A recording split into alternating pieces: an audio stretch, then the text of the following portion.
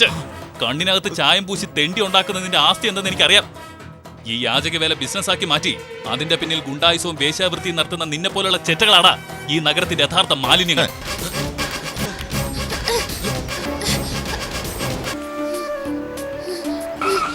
അയ്യോ, ഒന്ന് നിർത്ത് വണ്ടി.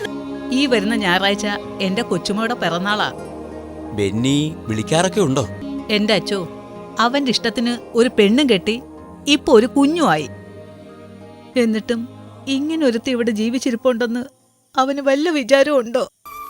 ഏയ്, നിങ്ങൾ അറിഞ്ഞോ? എന്താ? നമ്മുടെ അന്നാമാൻഡിയുടെ വീട്ടിലെ പുതിയൊരു ലാൻഡ് ചെയ്തിട്ടുണ്ടെന്ന്. അന്നാമാൻഡിയുടെ വീട്ടിലോ? അതാരാ? നമ്മൾ അറിയാതെ നമ്മുടെ ഏരിയയിൽ പുതിയൊരു പാർട്ടിയോ? എന്നാൽ അതൊന്നും അറിഞ്ഞിട്ട് തന്നെ കാര്യം. പറയടാ, ആരാ നീ? നിന്റെ വീട് എവിടെയാ? അല്ല, വില്ലന്മാര് മുഴുവനും ഉണ്ടല്ലോ. ദേ, ഇവൻ എന്റെ ഒരു ബന്ധുവാ, പേര് ജോസ്.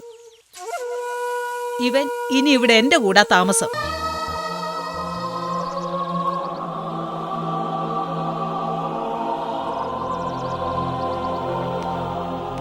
നിന്റെ അപ്പന്റെ കുഴിമാടവും ഈ വീടും വിട്ട് ഇല്ല മോനെ, എനിക്കാവില്ല.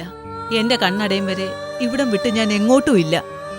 അമ്മച്ചി, അത് പിന്നെ ഞാൻ വേണ്ടടാ. Benny, it's to late. Now 11:30. നമുക്ക് കിടക്കണ്ടേ? അമ്മച്ചി കിടന്നു. നമുക്ക് നാളെ സംസാരിക്കാം. ശരി മോനെ.